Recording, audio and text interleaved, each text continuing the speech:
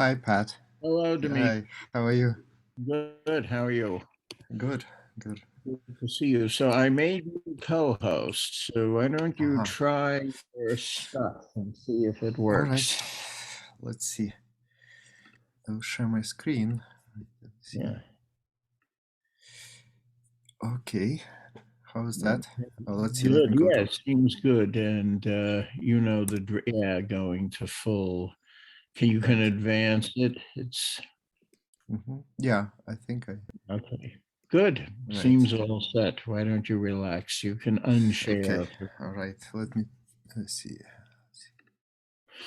We're way early. I mean, I told you that it seems a phenomenon of Zoom world is people are late. I think they think, oh, it's just a minute to log on and then it takes 3 or something and they're late, you know.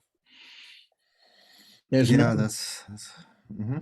no deterrent, right? In the real world, you don't want to be seen coming in the room late. Right, yeah. Oh, yes, because you can, on Zoom, you can sneak in. Right. After the beginning. Yeah, sure. For some reason, it looks like I'm in the office right now, and the heating is either broken or is off for some reason. It's very cold. It's getting colder. I'm shivering. We have real winter. We have, I know. Well, yeah, no, I don't know whether you can see it, snow.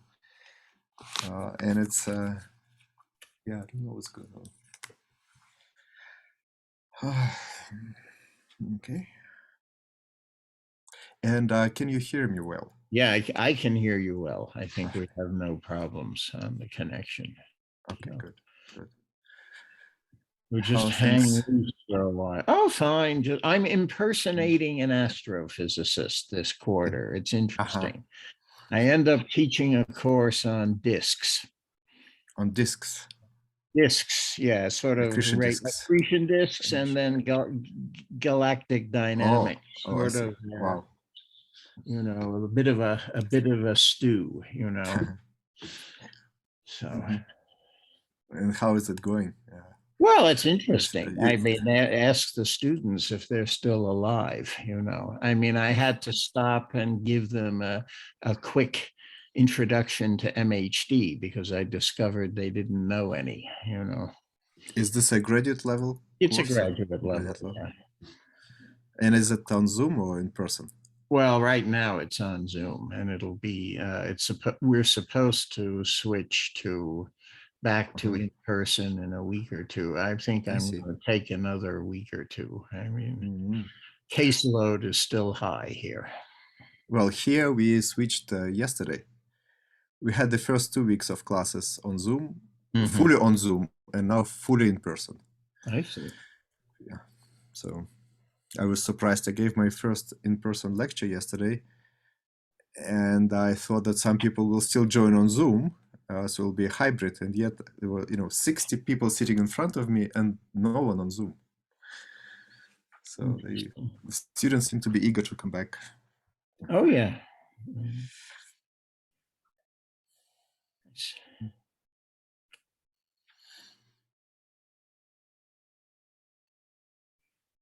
Yeah, it's 4 now, so why don't we wait it? We always start late, so people are arriving.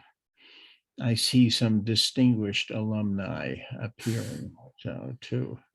Hi, Misha. Oh, two Mishas, actually. Yes, two Mishas. Yes, hello. You have not been sent to the Ukrainian front, Misha? Hi, Troy. No. Good to see you. Good to see you, Dave. How are you? Good. Good to see you. Southern California. How's the weather where you are? Well, that's what I was complaining. Well, we have overall good weather. We had snow.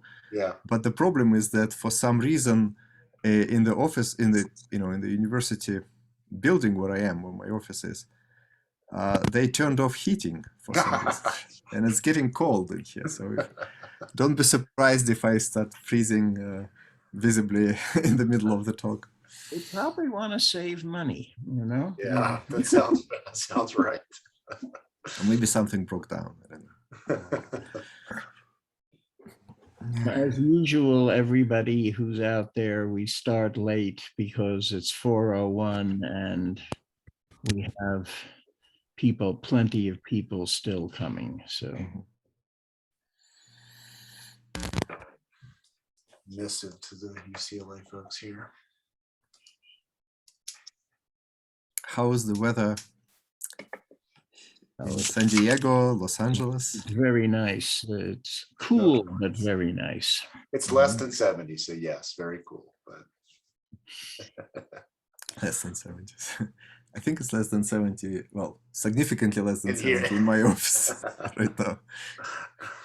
Well, I know.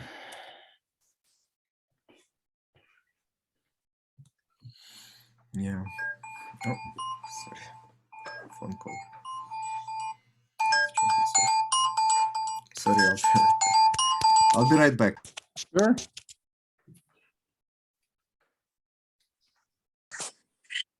Misha. You are talking to Yeah, me? hi, Pat. Oh, who? You're alive. Can you hear me? Oh, yes. Yeah, my system was somehow broken. I mean, acoustic part. It's all right. So I was able to hear you, but couldn't say hello because. Right. Yeah, I mean, I did not get a response to my, my joke. So I was, What was the joke? I was trying to. I've said to Misha Medvedev, you have not been sent to the Ukrainian front yet, Oh. Or maybe it didn't come across as a joke. Yeah. Yeah, well, I was busy with Unless my yes, Mac, so I that's missed it. that wonderful joke. But Well, actually, if you know, my father is from Crimea, and I spent in Crimea, I don't know, every summer during all my school years. I see. So, yeah, so I do have some relation to Crimea. I've never been here. How are you, Pat? Me, I'm fine. I just busy. Mm. Usual story. Oh, I see Chair Tynan is here too. We're honored. So you're taking a break from your administrative duties. Yeah, this is my sanity reprieve. So, All right, give it another minute and we'll get rolling.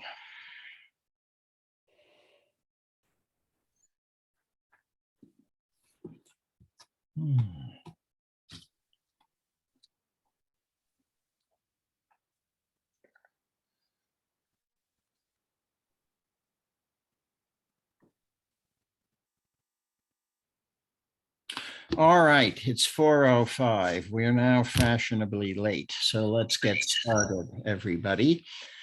So it's a pleasure to introduce our speaker for this week, Dmitri Uzdensky.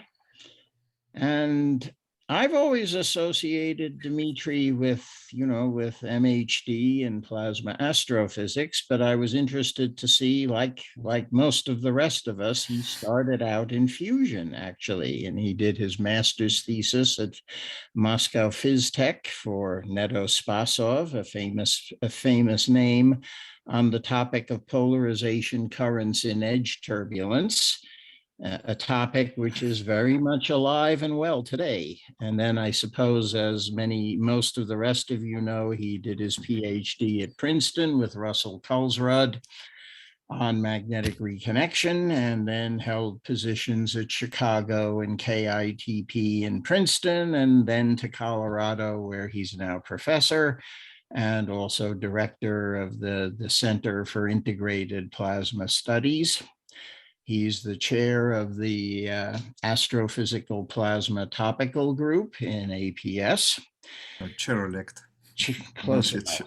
We don't keep track of these niceties with chairs, And let's see, in terms of his research interests, I think we all associate him with magnetic reconnection.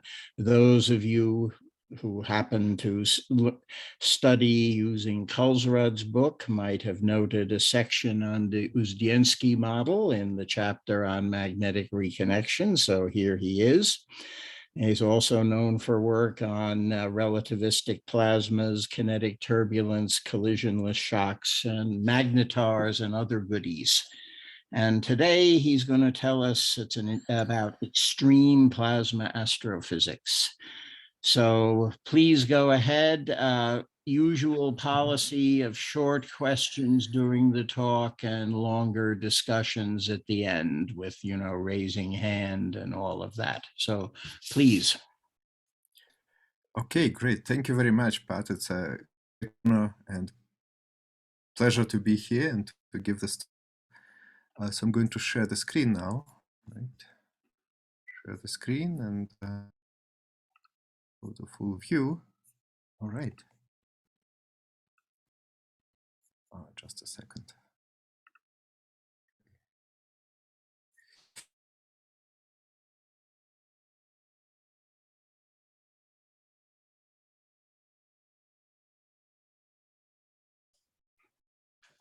Oh, there they are. Sorry. Okay. Okay. Great. So let me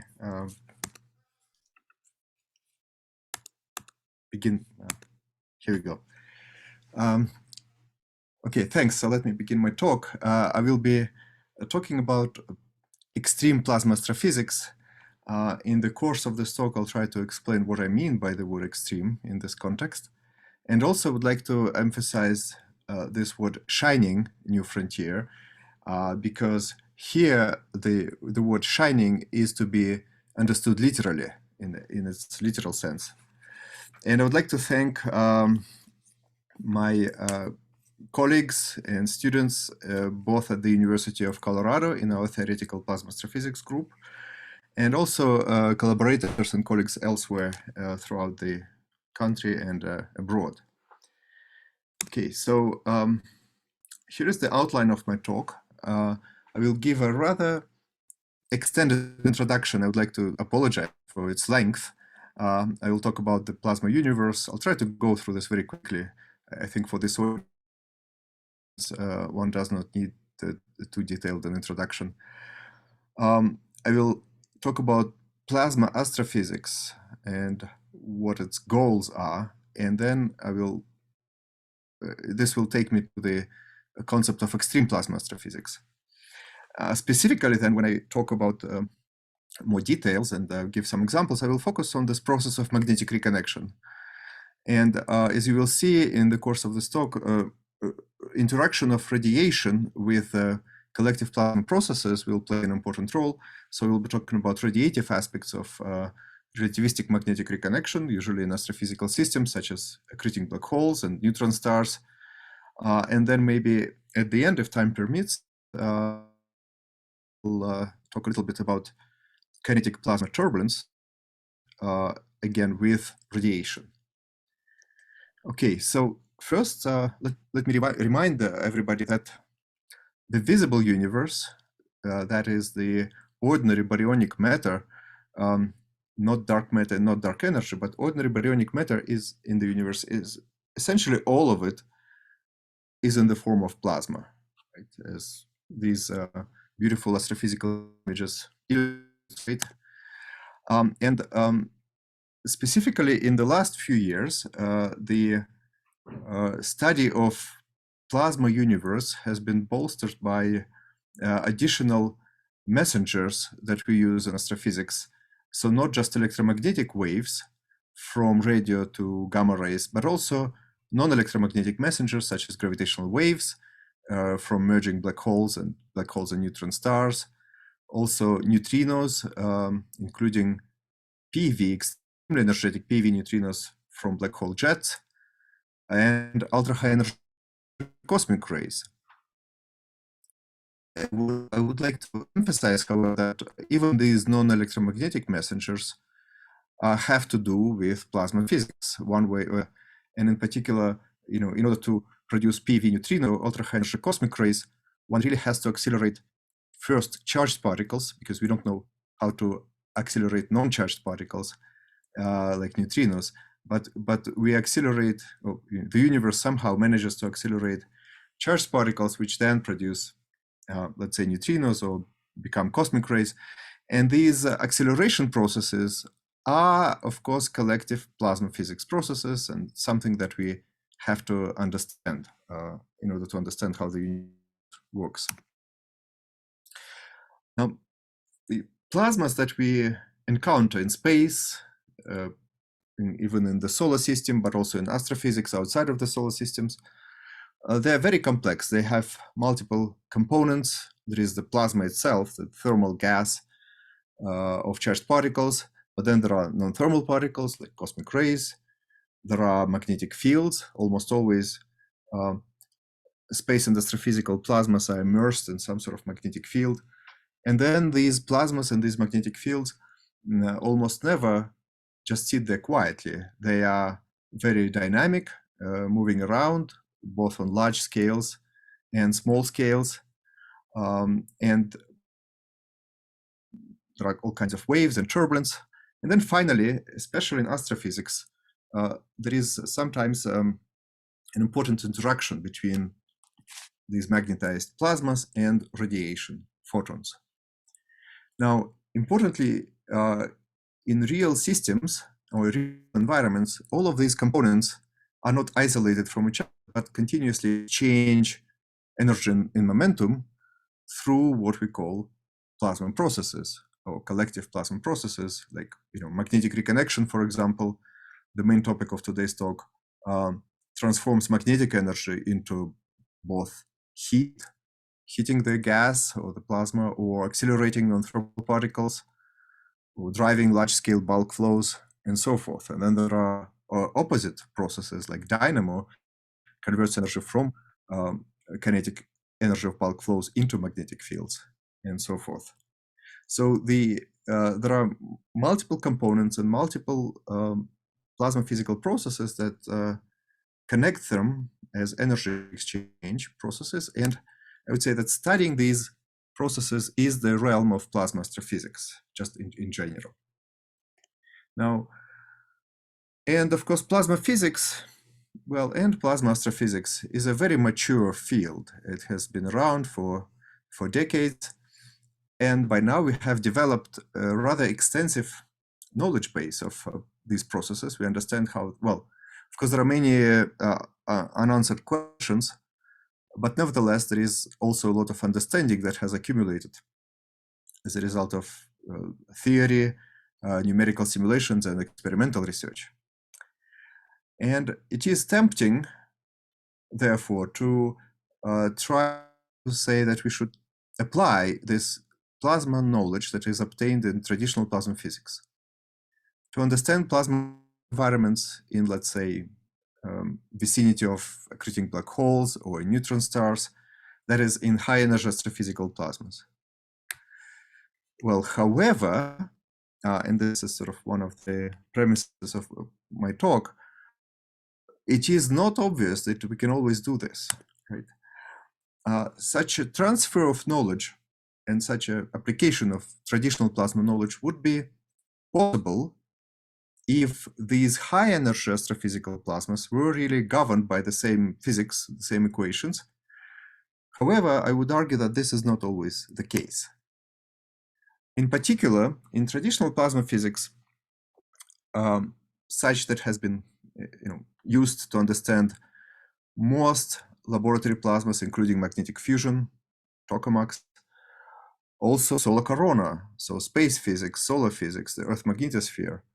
A lot of research was done on that, but all of these plasmas are what I would call traditional plasmas. They consist of electrons and ions. The particles are non-relativistic and they are non-radiating. That means that when we talk about plasma, we just talk about charged particles and don't talk about photons. And then in contrast to that, I would like to talk about now extreme plasmas. So extreme in this context for me means that we deal with plasmas where on top of everything else that we just had for traditional plasmas, we have some exotic physics. For example, we could have a composition, plasma composition that includes electrons and positrons, and also includes photons. Photons viewed as just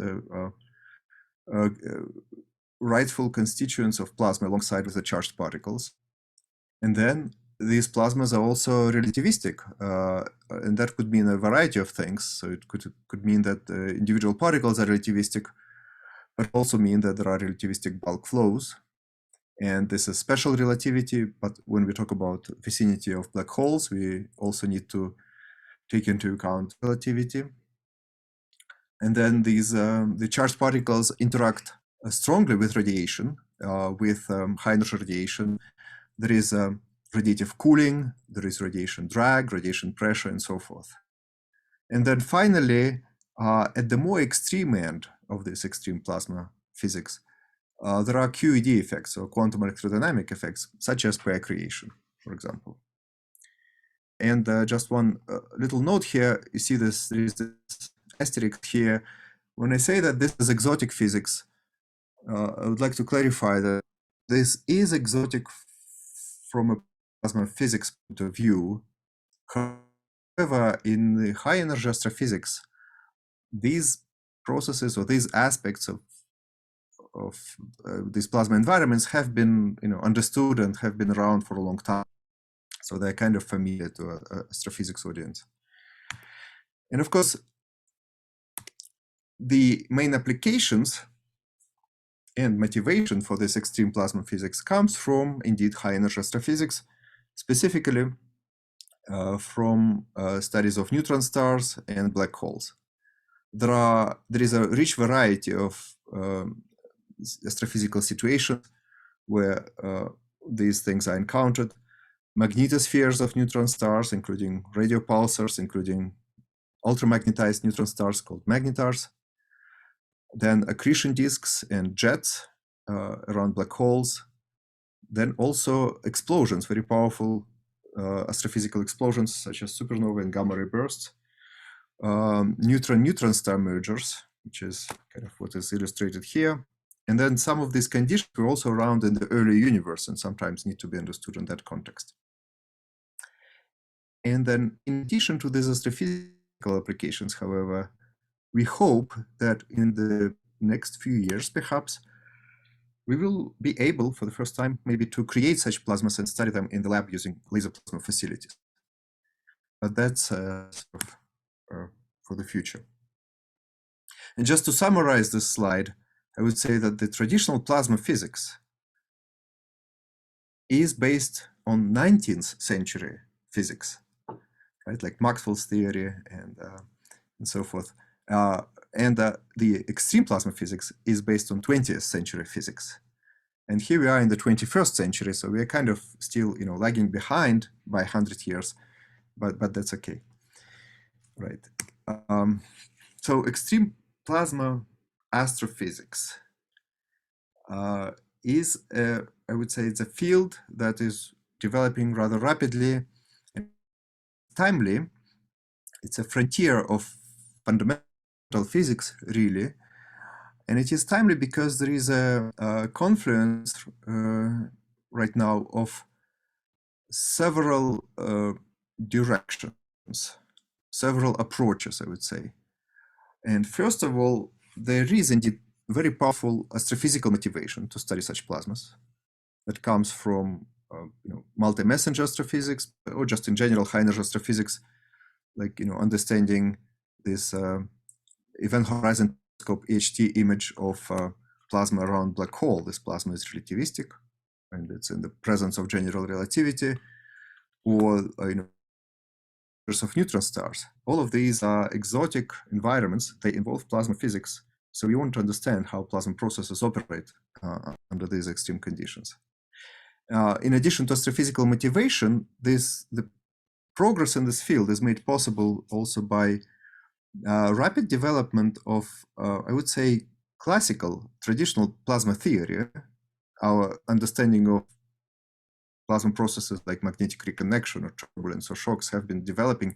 And all of this new understanding will feed into this extreme plasma astrophysics. And then on the computational side, there are now very powerful tools, specifically radiative plasma codes. So for example, particle and cell kinetic codes that include radiation reaction, and some of them include QED processes like pair creation. All of this allows us for the first time to explore these really complex plasma processes using simulations from first principles with radiation. And then again, finally, there is some hope new laser plasma-based capabilities to study such plasmas in the lab. All right, now let me just, so all of this is sort of this extended introduction, sorry. Now also want to mention or remark that some of these problems of extreme plasma astrophysics, and in fact, even non-extreme, just regular plasma physics or astrophysics, are fascinating because they're very simply posed.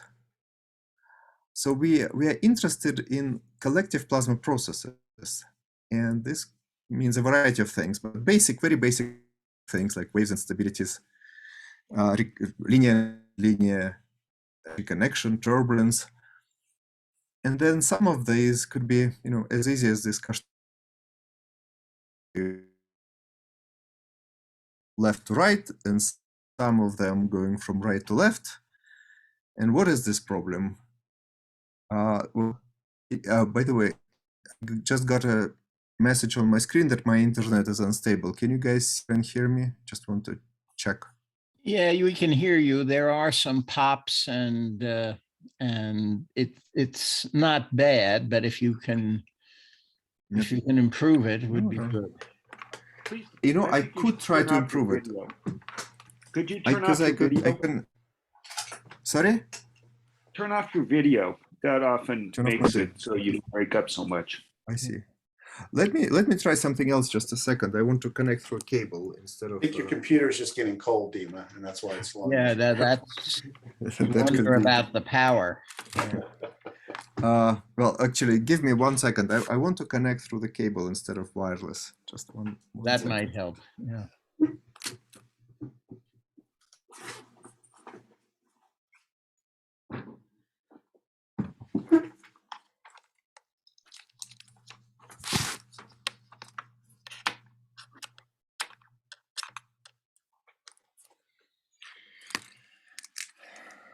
Well, we'll see whether this makes it better.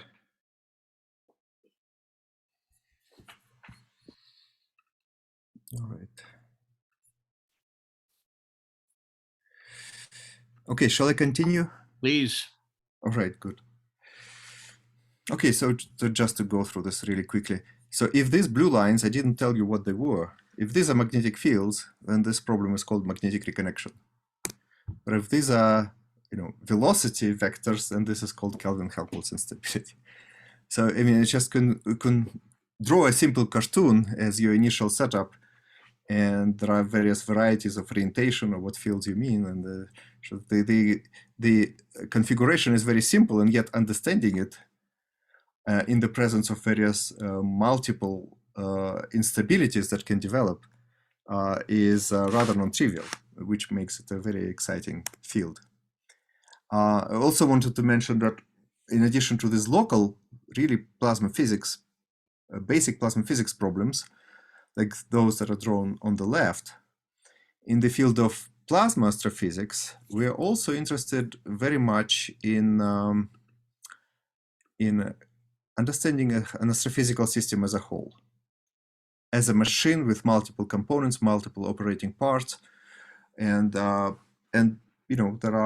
is a lot of first-rate, very exciting research that is being done right now, including in numerical simulations, including particle and cell simulations of studies of global structure and evolution of systems like pulsar magnetospheres or merging neutron stars or accreting black holes, as these images illustrate, always producing beautiful images. Now, in addition to these local and global problems, there is also something in between where you have, I would say, a mesoscopic problem where you extract a part of the global problem, but still complex, and study what happens with that. Now, in all of these problems, one can ask a number of questions, and these questions are kind of universal. They're asked in any such study, and they're very simply posed. Everybody can understand what the question means usually, like how energy is dissipated and how is the energy partitioned between electrons and ions, for example. If these are collisionless plasmas, many of these processes, global and local, lead to non-thermal particle acceleration. So how does that work? They also lead to development of turbulence. One wants to understand the spectrum of turbulence, and also the spectrum, and also the coherent structures that emerge. In addition to these universal questions, in the case of extreme plasma astrophysics, we may want to ask more observationally related questions, like what kind of light, what kind of electromagnetic radiation, observable radiation, is produced? Can we make a prediction from first principles of what an observer would see from such a system? And also, if there are pairs being produced in the process, how many pairs are produced, right? Okay, now in this field of, let's say, extreme plasma astrophysics, the main tools that we use are analytical theory. I would say that should always be included.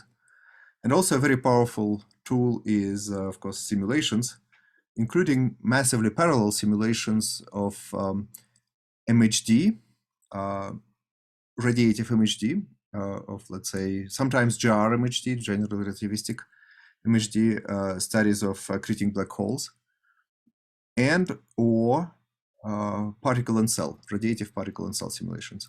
And an example of this is these simulations on the right. This is magnetic reconnection simulation done by John Melhoff and Greg Werner, and then there is for example, a simulation of turbulence. These are both peak simulations. This is done by Vladimir Shtankin. By now, there exist quite a few radiative relativistic peak codes. And these codes are being more and more actively used for studies of extreme plasma astrophysics problems. They include radiation reaction on emitting particles, and some of them include pair production. And of course, these are huge simulations that are made possible by very large supercomputers. And I'm not going to talk to you about the details. I just wanted to mention that this is kind of a frontier of computational plasma physics. There are also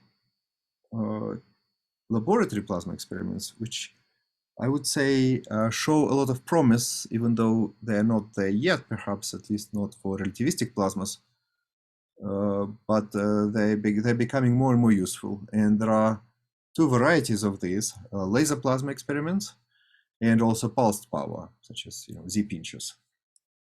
Some of these are gearing up towards radiative reconnection or relativistic reconnection experiments or shocks and things like that. Okay.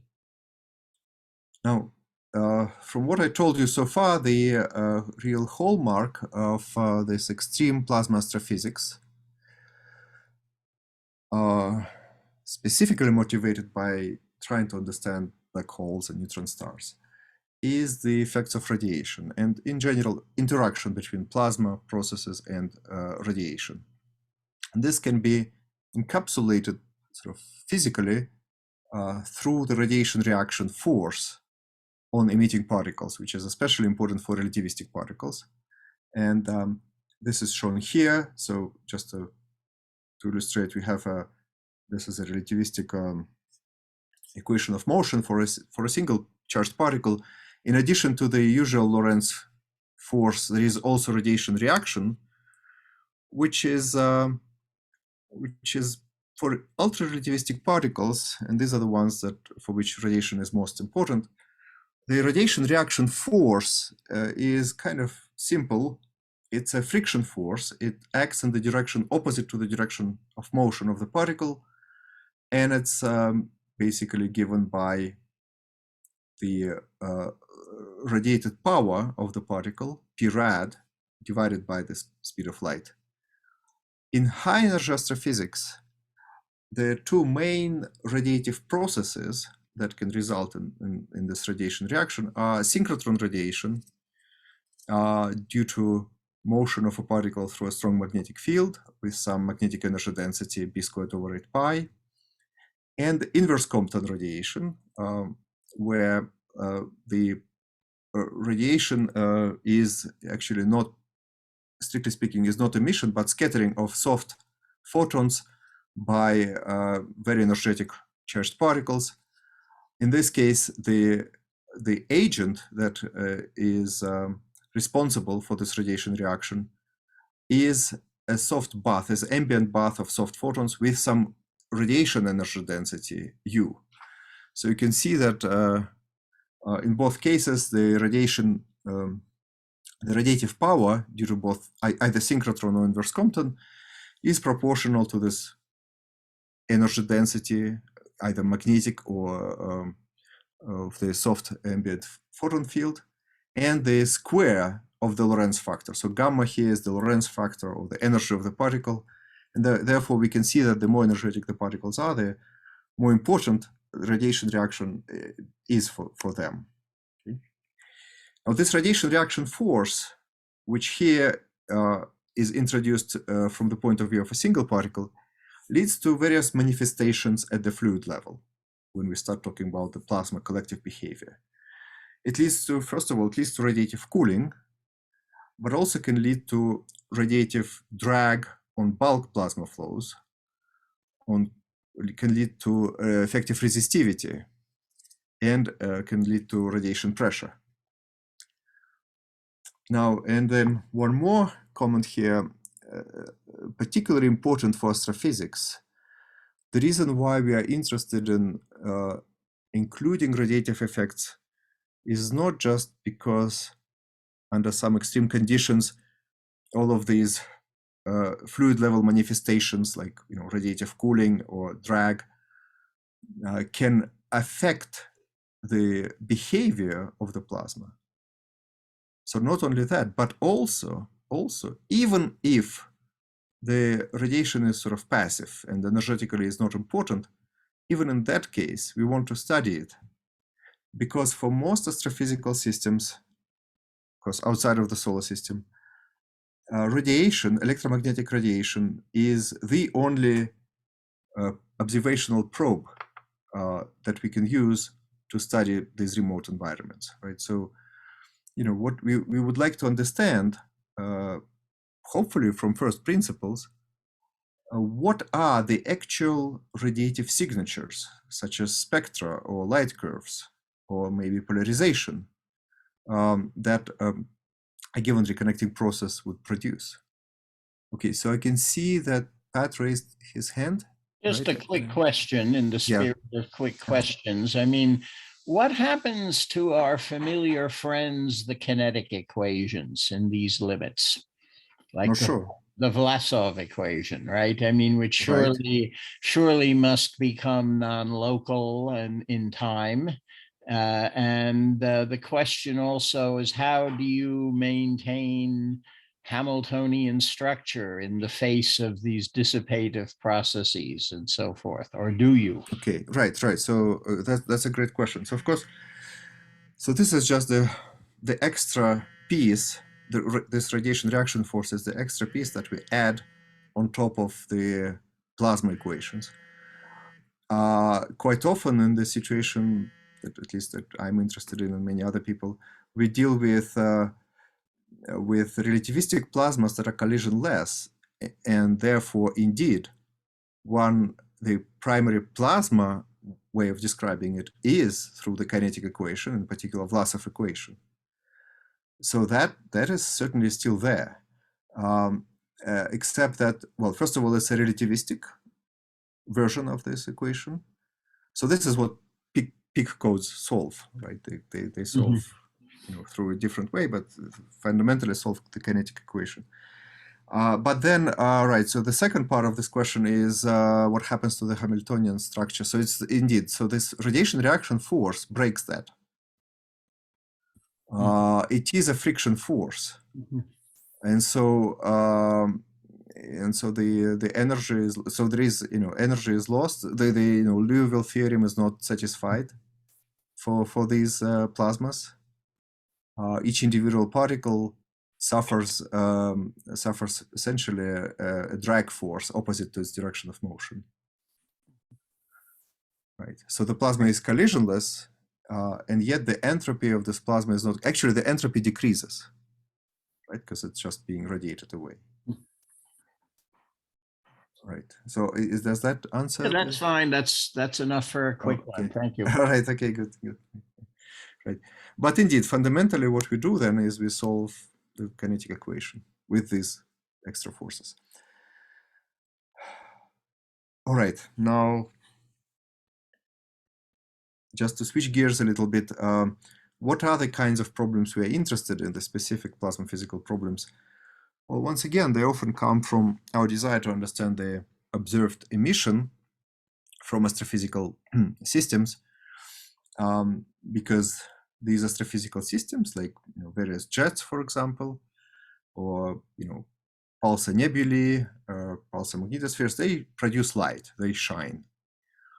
And one can easily calculate that quite often, especially in high energy systems, extended objects, the radiative cooling time of the particles of the, let's say, electrons and positrons that produce the observed radiation is short compared to the travel time from the central engine. And that implies that there must be some in situ processes, dissipation and particle acceleration processes acting in these plasmas quite far from the central engine. So one wants to understand what these processes are. And when one thinks about them, so these are these collective plasma processes that lead to energy exchange. So when one thinks about classifying them, one starts again with the energy reservoir. What's the source of the free energy? And one can say that, let's say, if the system has most of its free energy that powers the dissipation in the form of bulk kinetic energy, then that could lead to shocks or Kelvin-Helmholtz instability, depending on the sort of orientation. Or if the dominant energy is in the magnetic form, then one has magnetic reconnection.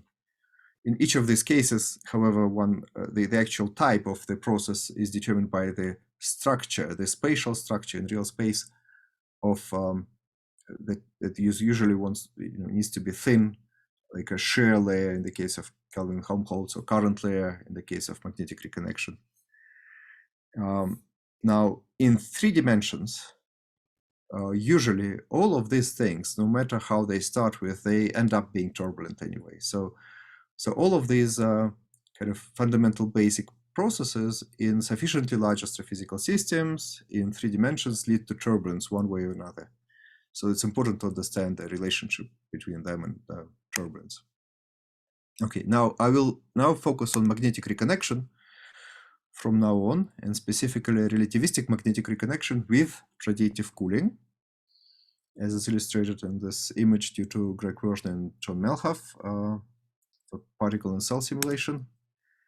And again, just to motivate it a little bit further astrophysically, I would say that reconnection has been increasingly more often invoked in many astrophysical contexts as the mechanism to power emission, but especially high energy emission like X-rays and gamma rays, and especially flaring emission, like various very violent flares and bursts.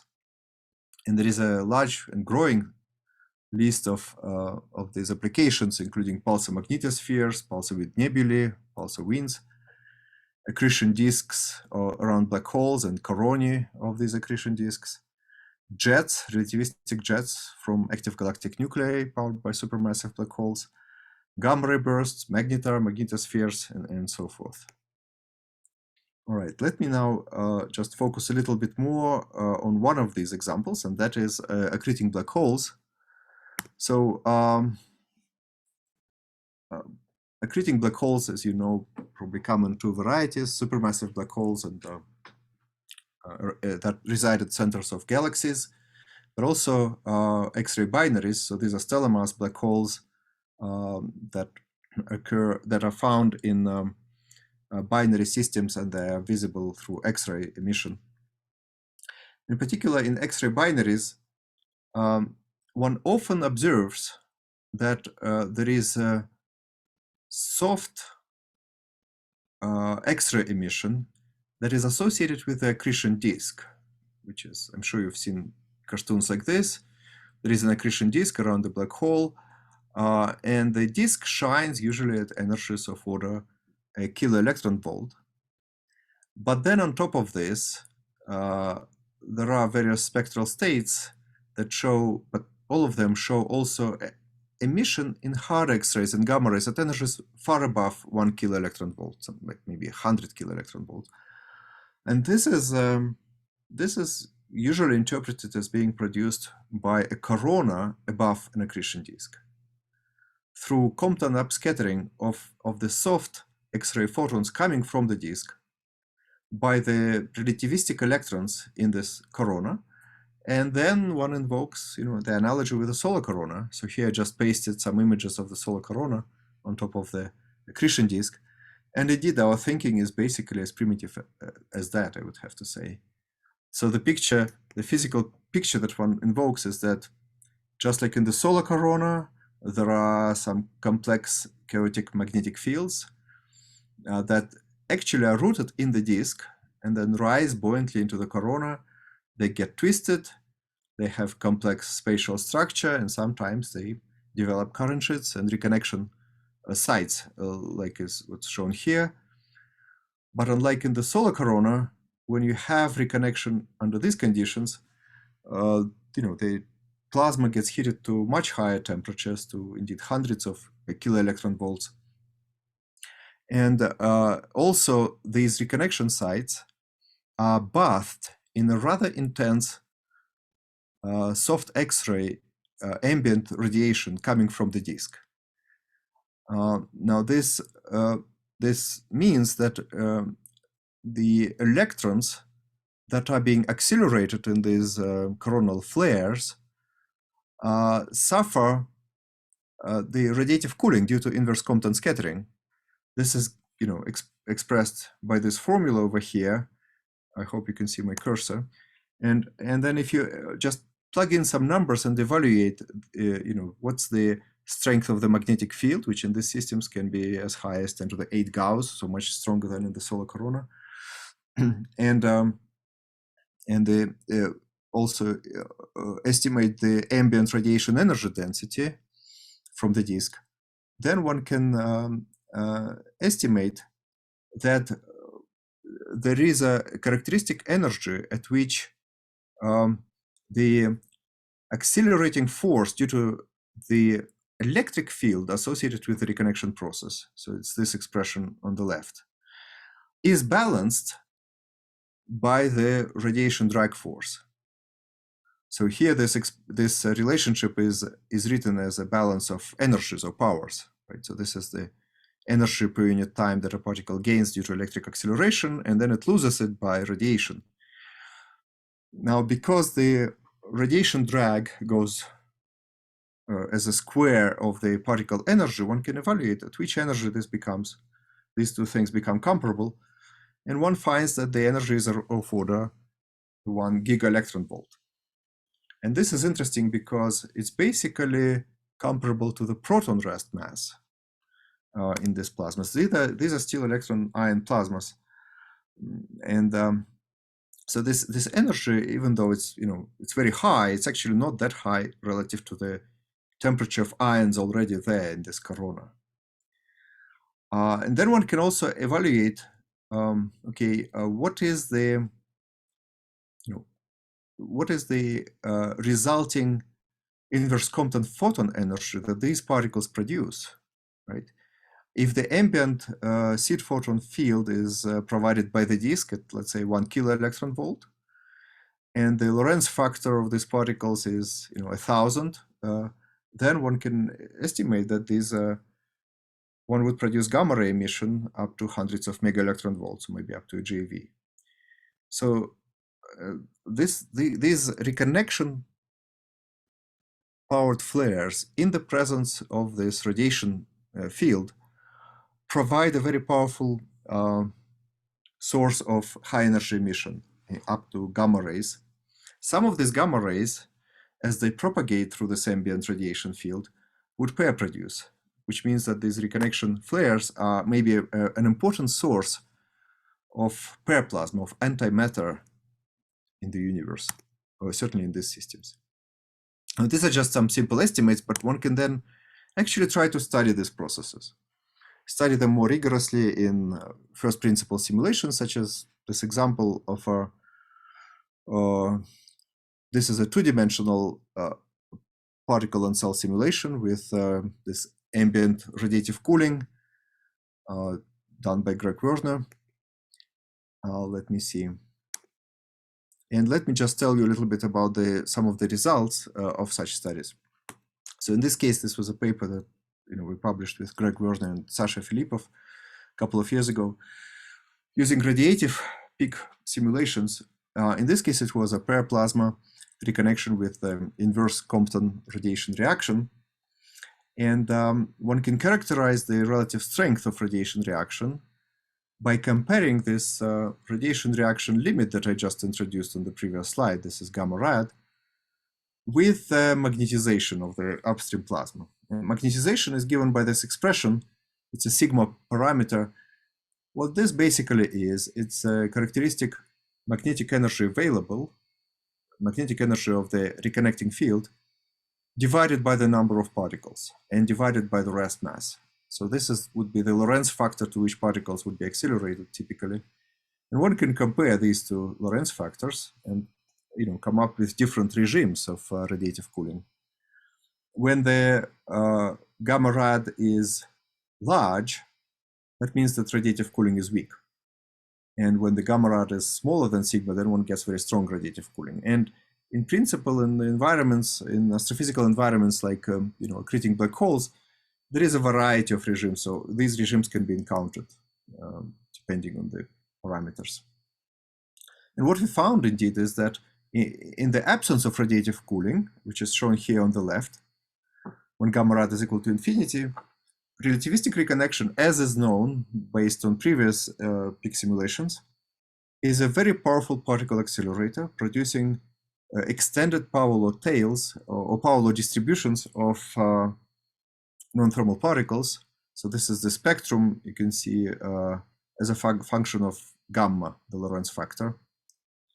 And when you start adding radiative cooling, what happens is that there is a radiative cutoff, because the radiation reaction is particularly important for high energy particles. There are regimes of interest when understanding the effect of radiation reaction on, let's say, reconnection requires a kinetic approach. What I mean by this is that radiative cooling may be important for the highest energy particles, and these are quite often the ones we are interested in, and yet not important for the bulk of the plasma for low energy particles. So one can see here, for example, in this medium case, there is a broken power law. The distribution of particles preserves its uncooled power law, something like 1.8, and then there is a break to a steeper power law. So phenomena like this occur in these simulations, and we think they really have important observational implications. For example, if we try to then calculate to connect to observations and calculate the spectrum of radiation produced by these particles, and let's say integrate it over time, we can see that there is a certain spectrum that can be compared to observations. And for example, in this specific case, we found that that sometimes we get this, the radiated spectrum with a Pauli index alpha close to 1, which is what is observed in these black hole systems. Okay. Another very important aspect of this extreme magnetic reconnection with radiative cooling is quite interesting. It turns out that this particle acceleration process is not isotropic. Therefore, if one wants to compare the results of simulations with observations, one needs to look not only at the overall spectrum of energetic particles going off in all directions, but one wants to look at the spectrum in a certain direction. Because after all, when we observe a remote system, we never observe it from all sides at once, right? We always, from Earth, we always observe it along a given line of sight. And it turns out that what we see from these systems, the radiation that we see, seems to be a very sensitive function of the orientation of that line of sight relative to the sort of orientation of the current layer.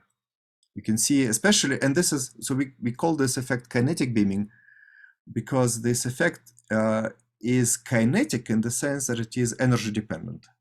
For low energy particles, it's very weak, but for the highest energy particles, those that are, especially those that are undergoing strong radiation reaction, the effect is very strong. And in particular, the light that these particles produce is nowhere near isotropic, but occupies various, sometimes narrow beams, sometimes sheets or fans of light in angle, so on the sky. So this I think this is a very important and rather novel and interesting aspect of this process. Let's see. Now, another interesting development in this field of radiative reconnection, and again, in particular in the context of a black hole accretion, was the work based on the idea of Andrei Beloborodov, and then numerical simulations with Lorenzo Cironi and Andrei at Columbia, which argued that, of course, here we have magnetic reconnection in the so-called plasmoid-dominated regime, where the reconnection layer breaks up due to tearing instability into multiple plasmoids of different sizes. What they argued is that if you have strong cooling, what may happen is that the cooling cools down electrons, so that electrons actually become non-relativistic in terms of their kind of thermal spread of energies. Accelerated particles get assembled in these plasmoids that are flying around, but then the plasmoids themselves are flying along the chain, along the reconnection layer, really with relativistic speeds.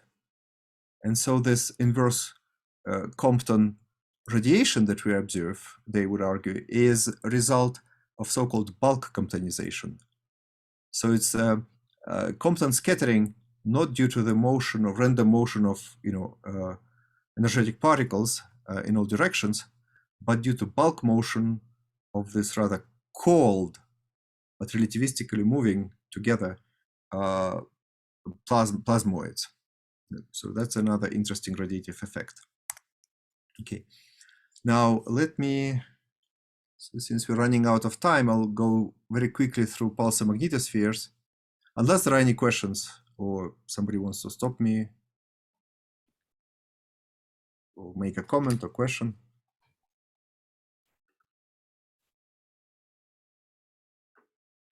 Cannot. Oh, okay, so since I cannot hear anything. Go ahead for now. All right, okay, fine. All right. Okay, so let's talk about magnetospheres of neutron stars. This is perhaps the most famous object. Actually, the most observed object outside of the solar system. This is the Crab Nebula, and it's a composite image at rather large scales, where the sort of pink color is the optical image due to Hubble Space Telescope, and the blue color is Chandra X-rays. So this is the Crab Nebula. However, if we zoom very, very deep towards its center, what we find there is the Crab pulsar. The Crab pulsar is a neutron star, relatively young, 1,000 years old, and it's a regular neutron star as far as the magnetic fields are concerned. It has a magnetic field on its surface of 10 to the 12 Gauss or so, and it's spinning rapidly at roughly 30 times a second. As I mentioned, this object has been observed by all kinds of telescopes across the entire electromagnetic spectrum, and it shows pulsed emission at this period of 33 milliseconds from radio to gamma rays, which is in the broadband spectrum is shown here. So what we can see is that there are two peaks, and the radio is nowhere near a peak. It provides very small contribution to the overall luminosity. The first peak is somewhere here, I guess, in the X-rays, and then there is a second peak at GeV energies, so giga electron volts, gamma rays. Okay, let's see. Now we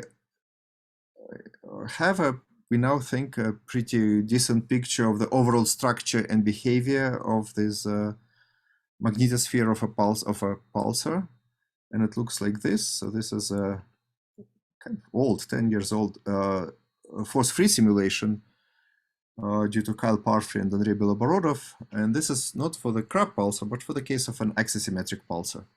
The main features here are that, okay, so there is a pulsar. Actually, let me move on. Maybe I'll show it here. So there is a neutron star itself, 10 kilometers across. It has a dipolar magnetic field, but then the neutron star rotates rapidly. And so there is a surface called the light cylinder, which is a cylindrical surface here.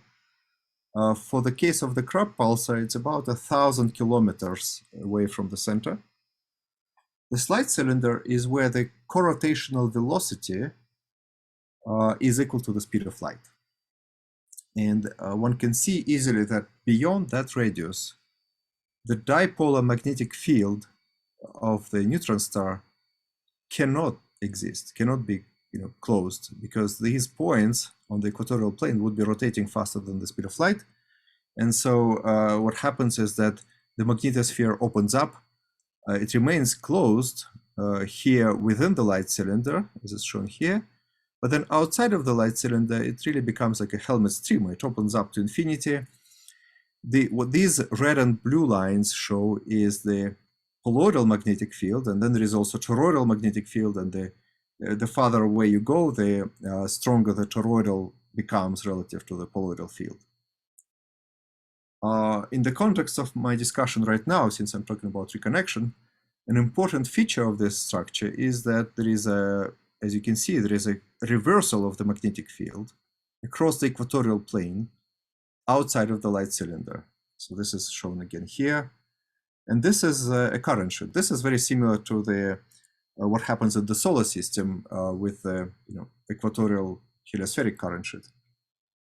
This current shoot is susceptible to magnetic reconnection. This has been pointed out a long time ago. And as we now kind of believe, magnetic reconnection in the system occurs through the plasmoid regime. So it breaks up into multiple plasmoids. However, at the end of the day, there are all these like plasmoid chain, but between the plasmoids, you will still have small elementary current layers. And one can ask, what actually happens in these current layers? So here I'm talking about the physical properties. I would like to understand what are the temperature, density, and so forth of the plasma that is reconnecting here, that participates in this reconnection outside of the light cylinder.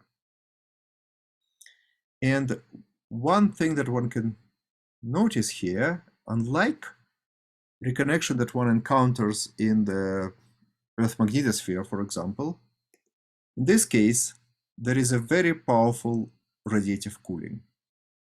The magnetic field, as I told you, is 10 to the 12 Gauss at the neutron star, well, it is a mega Gauss, 10 to the 6 Gauss, even far away from the neutron star at the light cylinder.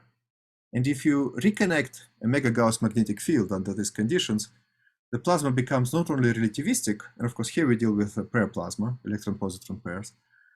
It's not just relativistic, but it is also very radiative. These particles, in the presence of this strong mega Gauss magnetic field, radiate immediately their energy through synchrotron radiation.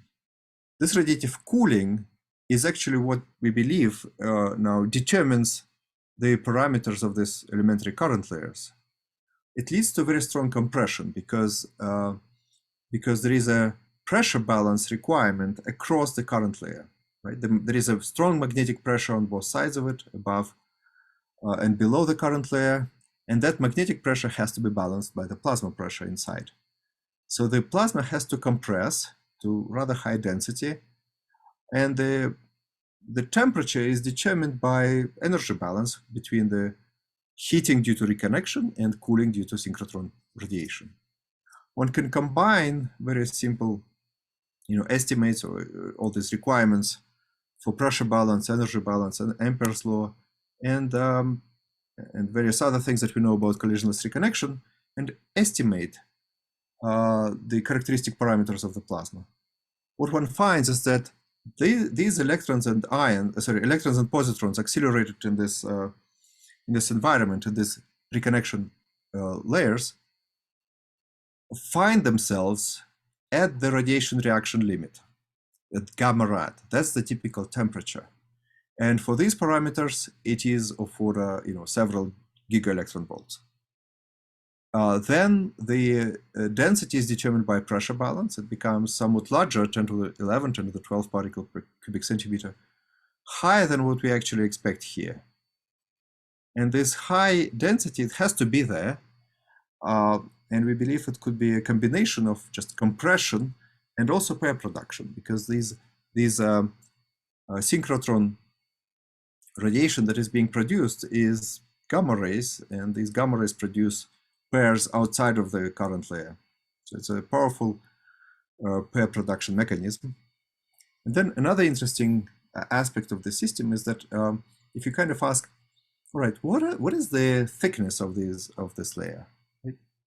Of course, it's the characteristic length is 1,000 kilometers. It's the size of the light cylinder, and it breaks up into plasmoids and so forth. But there are multiple X points, and there are these small current layers around each of these X points. The thickness is, of course, for collisionless reconnection, it is kinetic thickness, something like the Larmor radius of these particles. It turns out that in this case, it's kind of a foot. It's a human scale, maybe a meter across. So very much human scales. And one could then ask, okay, how do all of these estimates, how do they manifest themselves observationally? So first of all, there are several implications. First of all, I think if you take this estimated temperature of this plasma of 10 GeV and evaluate the synchrotron radiation that is being produced, that will be of order tens of mega electron volts. But then this whole wind is moving relativistically outward with a Lorentz factor, we believe, of order 100. And that means that this layer converts, essentially what it is, it converts a substantial fraction of the spin down power of the pulsar into gamma rays, roughly in the GeV range, which I at least think that, several other people, including, I guess, Anatoly and Sasha Filipov and Anatoly Spitkovsky, and this is what powers this emission at GeV energies. And now we have a lot of new simulations, both local and global 2D and 3D radiative peak simulations of pulsar magnetospheres that can actually calculate this emission from first principles and also in realistic geometry and produce gamma ray light curves, which is what's shown here. Well, in addition, so what I think GeV is produced.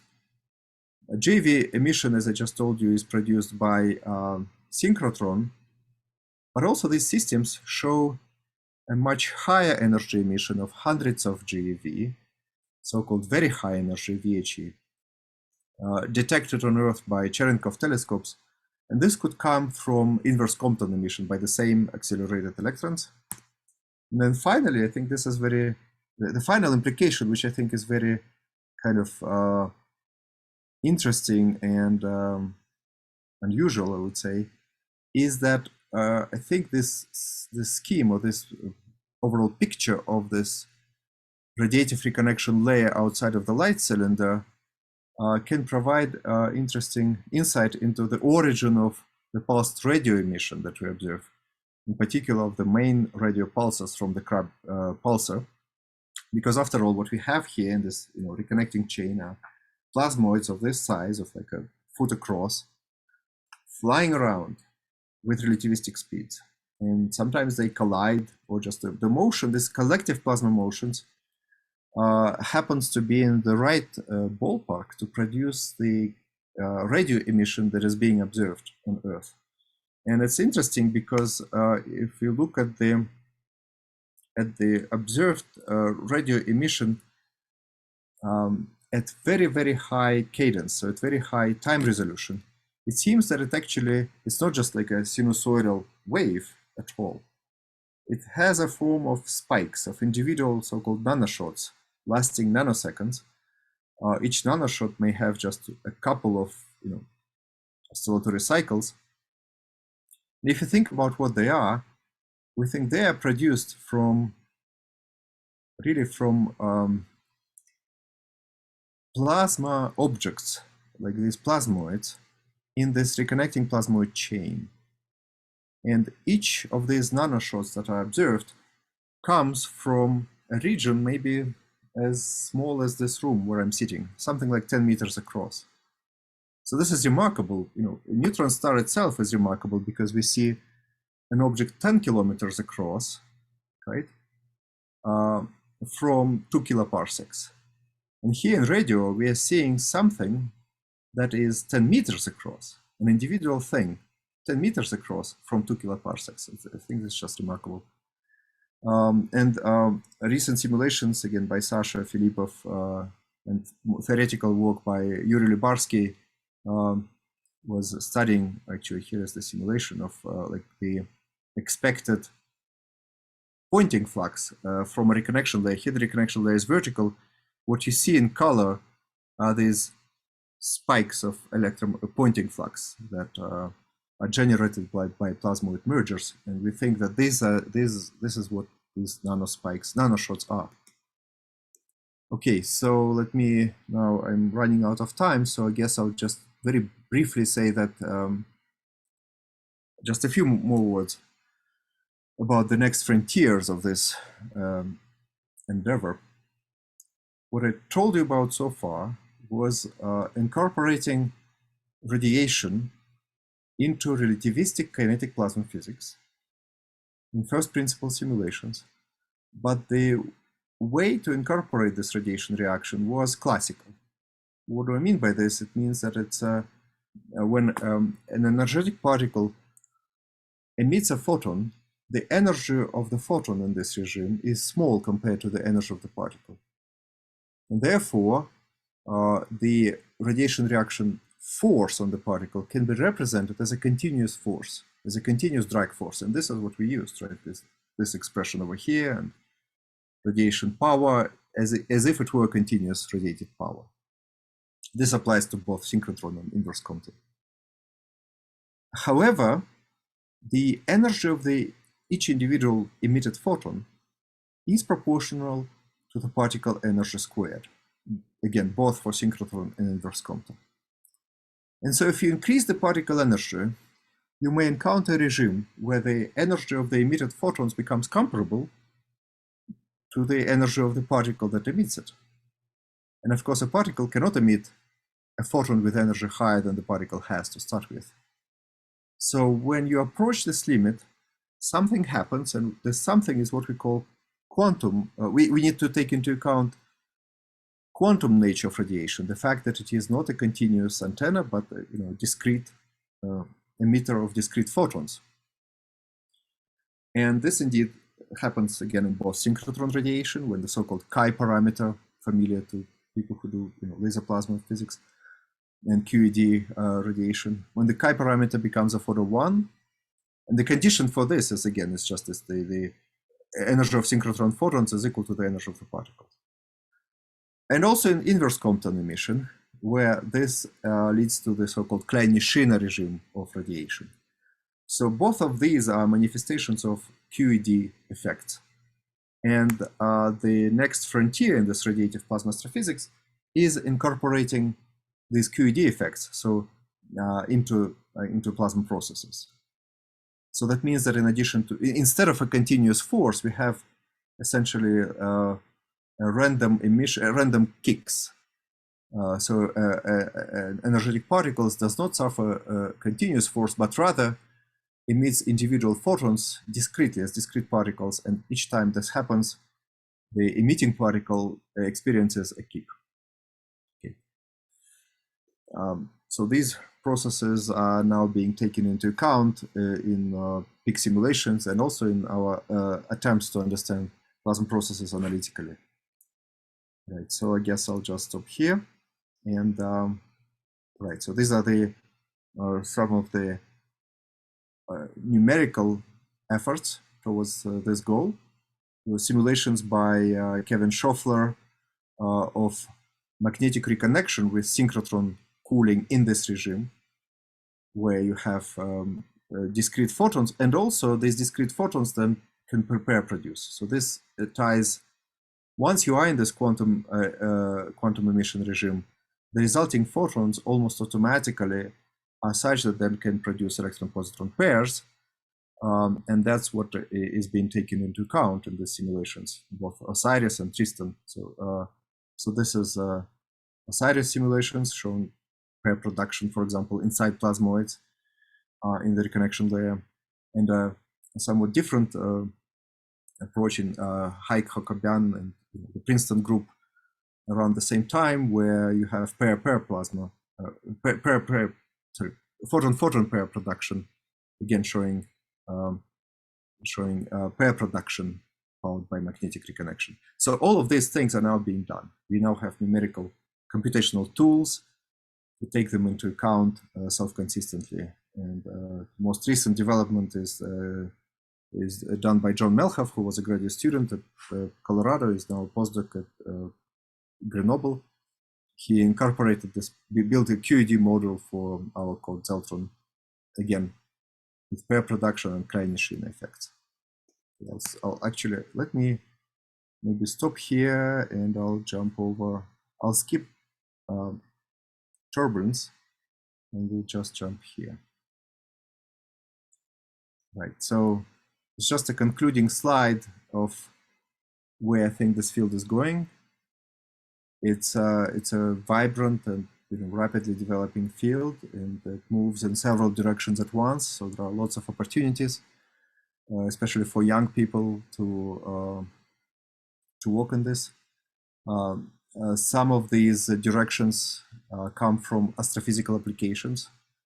For example, global whole system numerical models of the same types of objects of neutron stars and black holes, including merging neutron stars. There is certainly a lot of work that needs to be done on the kind of applied mathematics side, and that is the age-old question of how to develop multi-scale simulation methods. Here, this is particularly important because once you start introducing new physics, like radiation, this new physics inevitably comes with its own scales, time scales and length scales. And if you want to resolve these extra, we want to have extra scale separation. That means that we need to develop more powerful, more capable computational methods. And of course, there is plenty of work that needs to be done on new physics, including more radiative processes, pair creation, annihilation, hadronic processes, and so forth. And also all of these physical systems that we're interested here and the simulations that are being done to study them inevitably are very complex. And therefore, one of the great challenges is how to actually understand what goes on in these simulations, how to develop the appropriate diagnostics, numerical diagnostics, and data analysis methods. Okay. Right, and then finally, yes, indeed, we're looking forward to developing lines of collaboration with experiments, in particular laser plasma experiments, to study these processes in the lab. And all of this is underpinned by analytical theory. I think analytical theory is certainly alive and well. So thank you very much for your attention. My apologies for taking too much of your time. I will stop here and we'll be happy to take questions. All right. Thank you very much, Dmitri, for a wonderful talk. Thank you. Thanks a lot. And questions, ladies and gentlemen.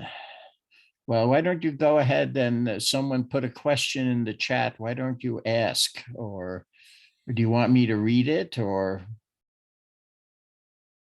unmute and ask? Or yeah, can you hear me? yes, go ahead. Yeah, I was just wondering what our current experimental capabilities are and how well do they address the problems that you were talking about during this seminar? Right. This is a great question.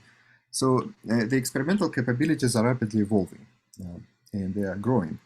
In particular, on the there are still ways. I would say experiments are well behind simulations in this regard. So in particular, here we are interested in relativistic plasmas. Well, what we are interested in is studying collective plasma processes in relativistic and radiative plasmas. The problem with experiments is that before one can use them to study these processes, one needs to create relativistic plasmas. And this is not yet sort of achieved. Well, however, using multi-petawatt lasers that will be coming online, we think this will become more and more feasible. One of the projects that is being active is Zeus. It's called Zeus at the University of Michigan, where researchers, Louis Willingale, for example, are planning to do experiments, laser plasma experiments, to study magnetic reconnection, relativistic magnetic reconnection, for example. Now, this is very challenging, and there are various caveats there, but nevertheless, I think there is something promising there. Also, if one is interested in radiative aspects, then one could say that perhaps one can study some radiative, the effects of radiation on reconnection, even for non-relativistic reconnection, where instead of synchrotron radiation, you have some other radiative mechanism, even like just Bremsstrahlung. And that could be done, we hope, in the lab also, using pulsed power experiments, Z-pinches, essentially. One of these efforts is by Jack Hare at MIT, and he'll be doing, I mean, he has his own experiment, but also will be doing experiments on Z machine at Sandia. So overall, I would just say that you know, there are lots of challenges, but yet a lot of hope, and you know, there will be new, more and more powerful lasers coming online in the next years, especially in Europe, actually. So there may be some prospects. Thank you. Thank you. All right, Misha, I'll let you go next, and then I'll go after you. Okay, can you hear me? Yeah.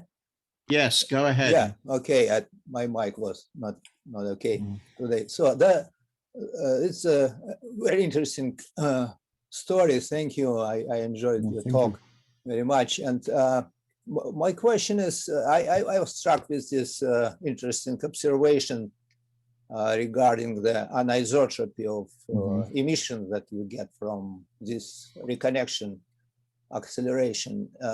And Is it actually the beaming goes into the direction of reconnection field in these layers? Mm-hmm. In this, how is it basically oriented geometrically? Is like Right. Yeah. reconnection field and electrons being accelerated, or it's something different, like maybe loss of perpendicular momentum by synchrotron radiation? It's another option of beaming in these processes. What is actually going on in this layer?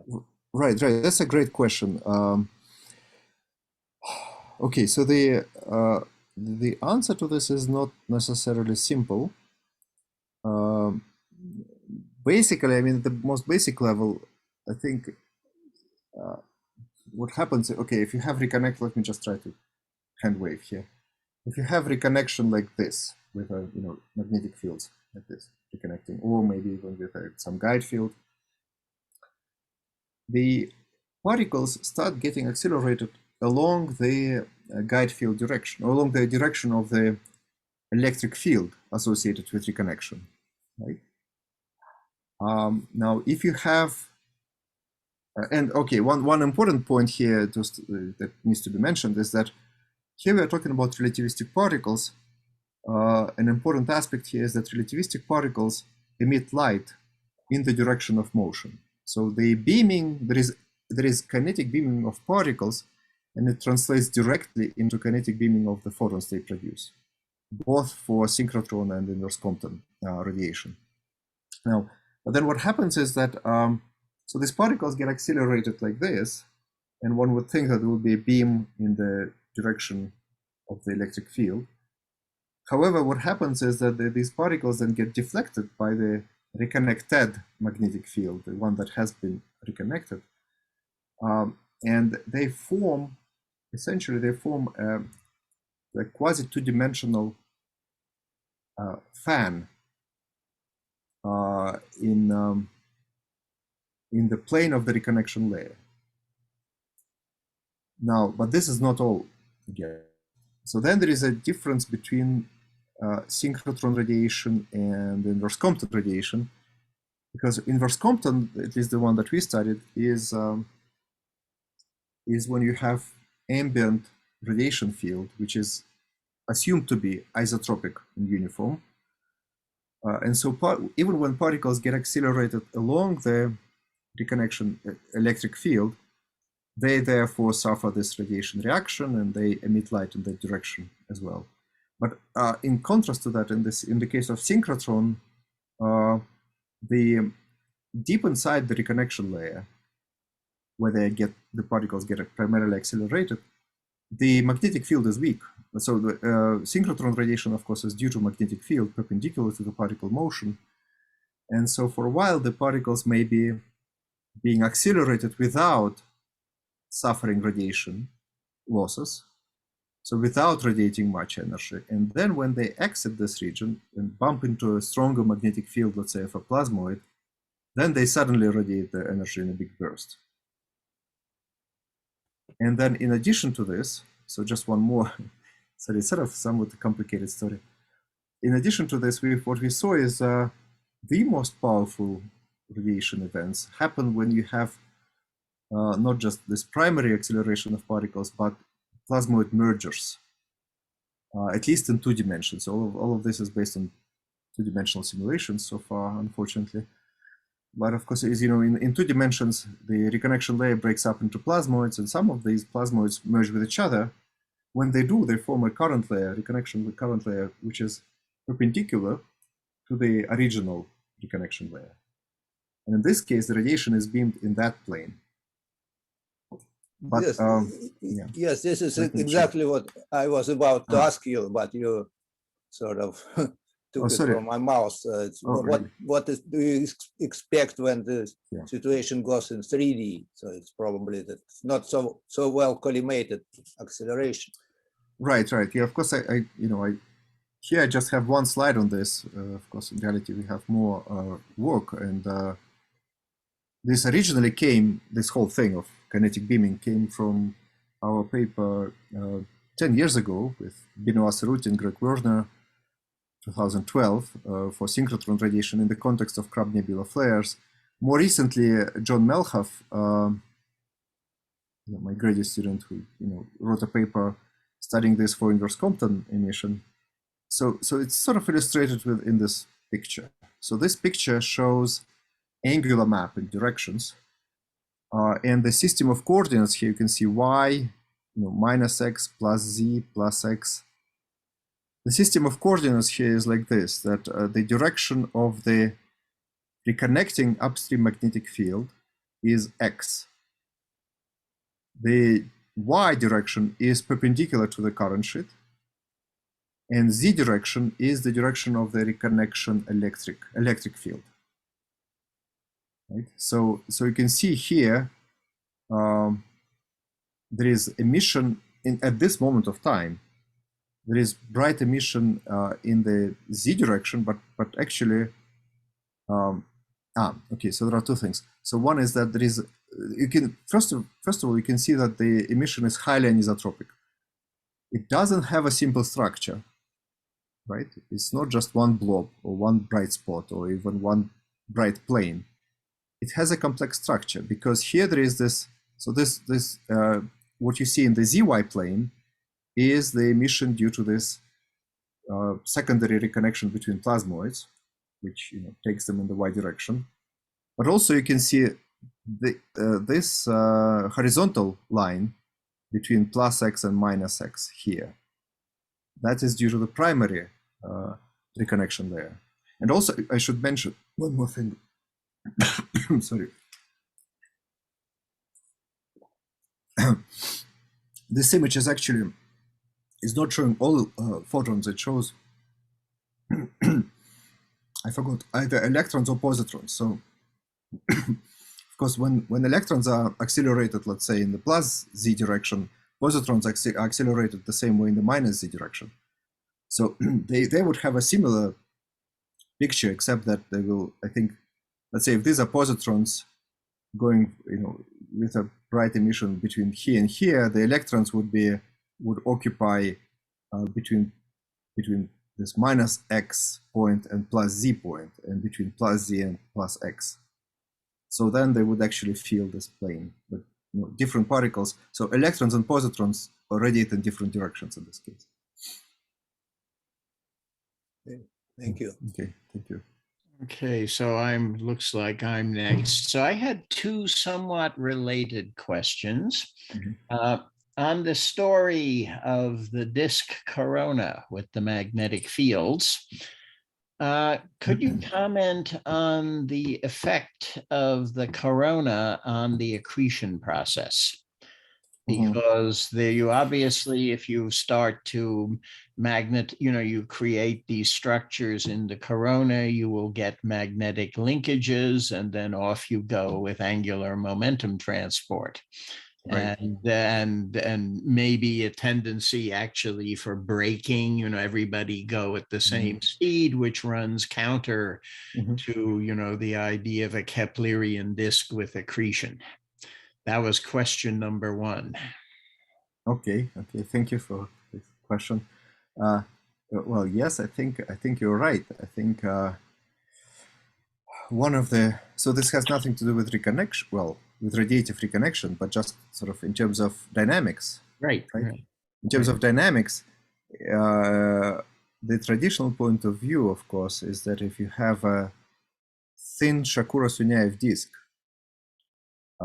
which is what's depicted here, most of the angular momentum transport occurs through the magnetorotational turbulence inside the disk. However, there should be these loops sticking out to distances out of the disk and coming back to the disk, and they should reach heights much larger than the thickness of the disk.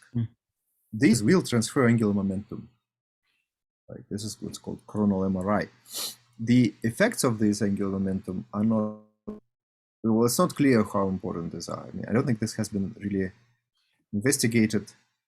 I can, tell you that, let's see, when was it, 2000, let's see, like 15 years ago, when I was a researcher at Princeton University working with Jeremy Goodman. So Jeremy was very much interested in this process, and I worked with him on this.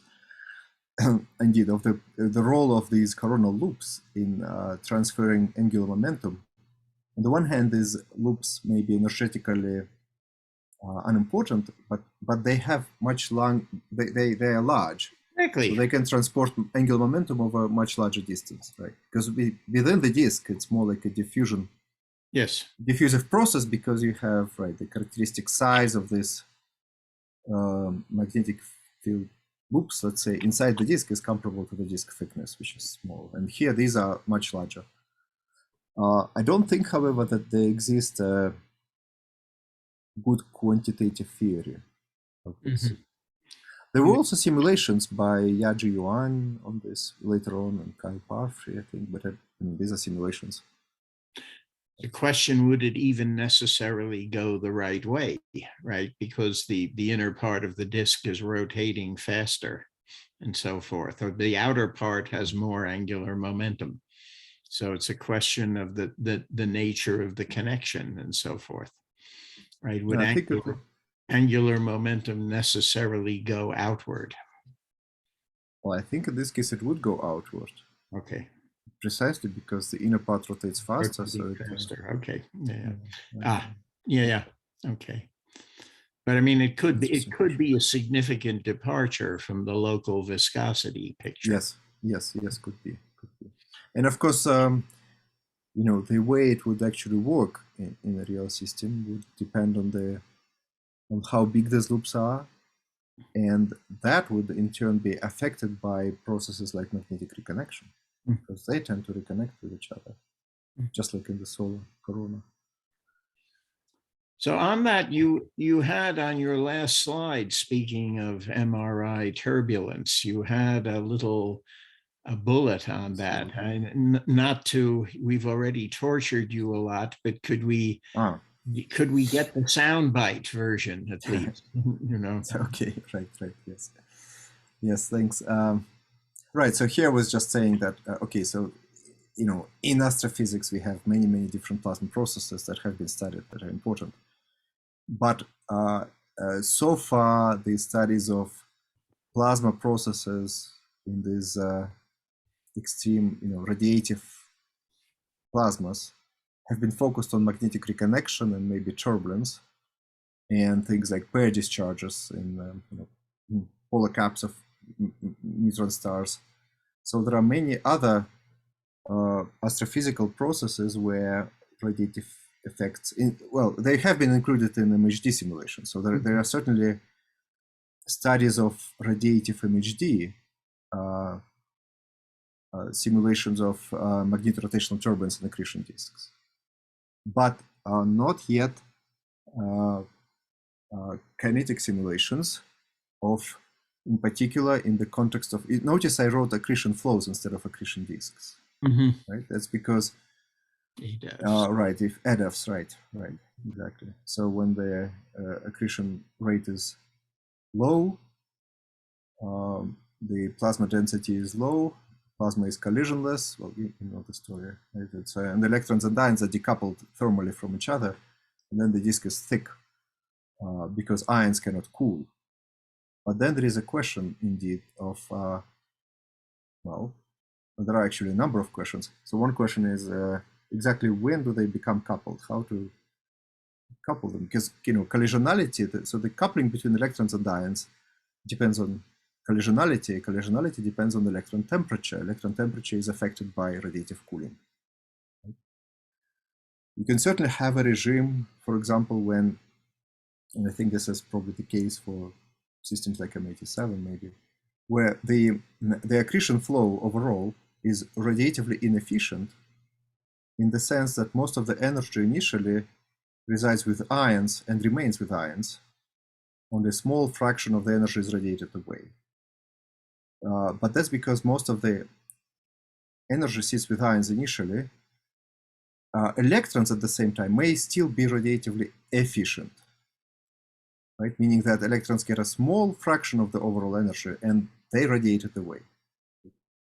Now, this process has two things. It has a direct observational connection, because that's actually what we see, right? We see radiation from the electrons and not from ions. So we want to understand the radiative plasma turbulence, let's say magnetorotational turbulence, in collisionless electron-ion plasma, and then with and without radiative cooling. In this case, for these systems, it will be synchrotron cooling by electrons. Right? It's the balance between the synchrotron cooling of electrons and whatever collective turbulent processes that energize these electrons that sets the electron temperature. Right? And then, if we kind of imagine a series of thought experiments gradually raising the accretion rate, for example, then at some point you will find a situation where, you're increasing the density of the plasma. At some point, the electrons and ions will start couple together, and at that point, the energy will be sapped more efficiently from ions into electrons. So, but all of this requires some sort of interplay between collisionless turbulence driven by magnetorotational instability and radiative cooling and Coulomb collisions. All right, thank you. Thank you. Anyone else? I think this has been an interesting, fascinating talk. Thank you. But it's been like 1.5 hours already.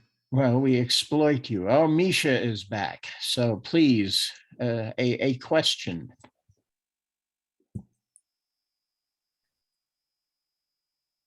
We can't hear you.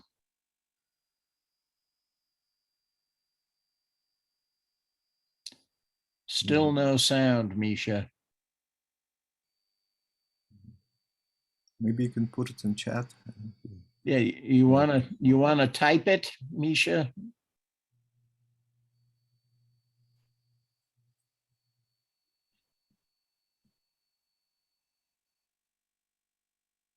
Oh, right now we have.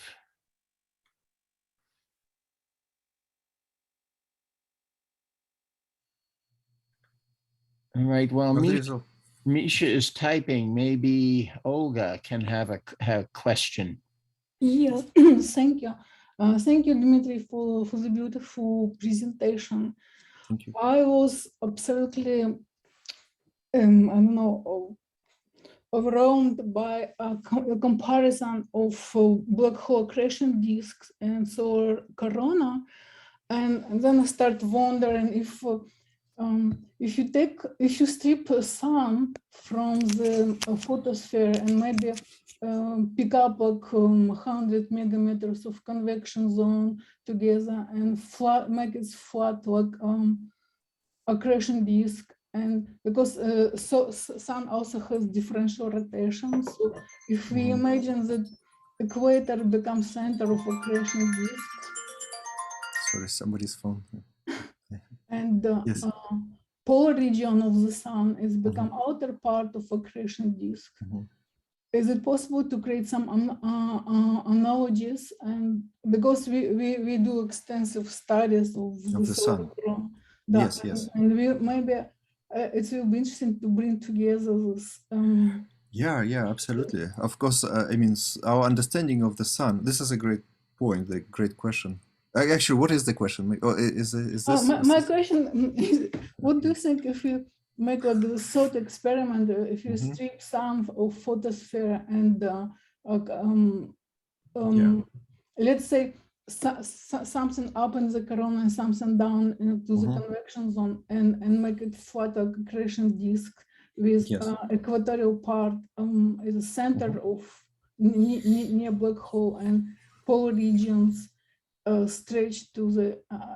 Is it possible to make some analogies? It will be. Because we are working now with people who study Earth's magnetosphere, and we're trying to find similarities and to bring tools from solar to Earth communities and vice versa. So but I don't know, your comparison of solar corona application possibilities to the black hole accretion disks, it's fascinating. Right, thank you. So of course, you know, that's indeed that such an analogy exists. It has been well, the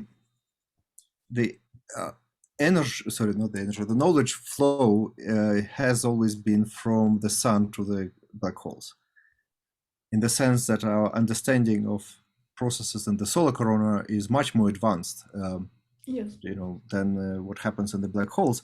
So actually, when we bring, I mean, this is not my you know analogy. It was first made in the 70s, and usually it just follows this logic that we actually don't know what happens in black holes. We don't have these resolved images of black hole accretion disk coronae. So it was more like our imagination, right? So kind of we imagined that this must be similar to the solar corona, right? So that was kind of assumption built in. And one of the first papers actually on this was in 1979 by Galeev, Rosner, Vayana. You know, from directly, Rosner was a solar physicist. Well, I guess, I don't know, Vayana is also probably.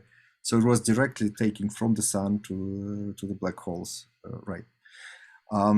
Now, there are, however, also some differences that one needs to be aware of. And one of them is this differential rotation that you mentioned. In the case of the sun, the differential rotation, of course, it's present there, but it is weak relative to other processes, relative to convection.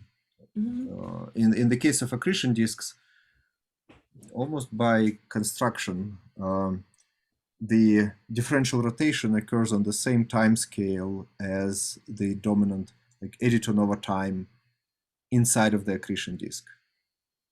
I mean, in this, well, actually, in the sun convection, yes, actually it's kind of also similar because in the sun the rotation rate is a month, right? And yes, it's a convective motions are also a month, but differential rotation is much weaker than this. So in the case of what I mean by the reason I'm mentioning this is because in the sun you can have a coronal loop that sticks out from the surface of the sun, goes back to the sun, and sits there for weeks. Yes, right? yes. And I guess I think but, in the but case sometimes because of differential rotation, some magnetic region can collide and change topology in the corona. Yeah, right, sure. Yeah. Well, and in the case of accretion disks, having a stable or kind of long-lived structures like this, I think would be harder to imagine. All right. Because differential rotation would destroy this on the same. Everything happens on the same time scale. Yes. I actually had a paper on this in 2008 with Jeremy Goodman. So it's Uzdensky and Goodman 2008, where we kind of tried to build a statistical. There was an attempt to build some statistical theory of these coronal loops in the case of the accretion disk. But we kind of commented on the connection to the solar corona also. Because I think actually, despite what I just said, despite the fact that I said that our understanding of solar corona is so much more advanced than that of accretion disk coronae, I think there are very basic questions in the solar corona that are not understood. And I don't know why they're not understood. I think they should be understood. The basic question, how filaments form, does not exist answer yet. Sorry, say it again. Could you repeat? But basic question, simple, how filaments are formed. We don't have answer yet, but because all this actually become a major driver of all events in corona, including CMEs and everything, pseudo streamers and streamers, but reconnection rates and scales are similar to what you see in astrophysics. Maybe not extreme, of course, but thank you very much. Oh, sure. Yeah, my pleasure. All right. Misha, last chance. Oh, yeah. Can you hear me now? Yes, Yeah. yes. Okay. Yes. Yeah, something. I have too many systems in last my desktop. question here. Yeah, Okay. the question is, I was wondering whether these incredibly thin layers that you get when compressed bring together oppositely directed fields may result from just lacking proper anomalous resistivity, maybe particularly because you generate so many energetic particles, they might drive some resistivity, some instability that gives you resistive lengths much more extended than 1 foot, say. Yeah. That's a good point. Indeed, this estimate of let's say 1 foot thickness, right? This is actually not the estimate of the thickness of these layers, but just the estimate of the characteristic Larmor radius of particles in the reconnection layer. And then and this is coupled then to the kind of traditional point of view based largely on peak simulations of both relativistic reconnection and like magnetospheric non-relativistic reconnection that tells us that in peak simulations of reconnection there are current layers that become as thin as kinetic scales of like C of omega pi or Larmor radius, which in this case they are comparable to each other. Now I agree that this actually is a big question because most of these simulations, especially 2D, especially relativistic plasmas, have been done in 2 dimensions. And in 2 dimensions, I mean, we kind of, if we were to rely on 2-dimensional simulations, we would look at the picture like this, right? It's a big, high fidelity, massively parallel simulation of relativistic pair plasma reconnection. And there are, and you can see that there are these clearly defined plasmoids of different scales. And there are expoints and current sheets between them. Just if you actually go into them, the thickness of these, let's see, there are expoints, and the thickness of the current sheet is indeed of the scale of the kinetic scales. However, we also now have reasons to believe.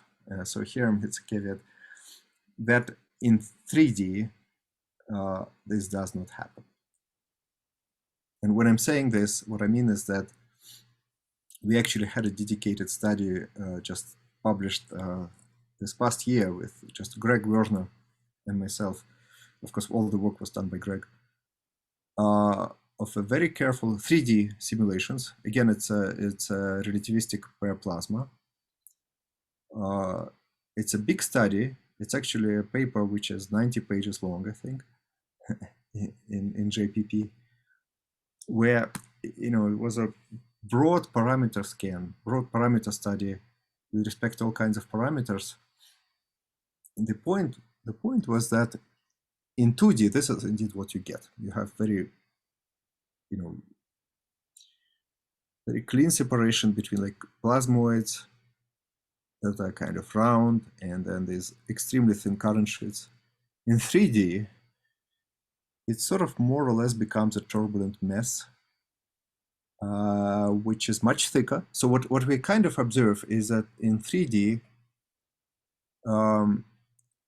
there is effectively, instead of this, you don't have a picture like this. What you have is a thicker layer, and the layer thickens over time, slow and slower, but thickens over time. And it's actually a great fundamental problem of understanding how this happened. And so but again, the main result is that at least under some conditions, we have upstream region where there is a magnetic field, and then there is more or less uniform in this horizontal plane, more or less uniform layer of some thickness that grows over time that is much bigger than the kinetic scales. And in this layer, magnetic field is very weak.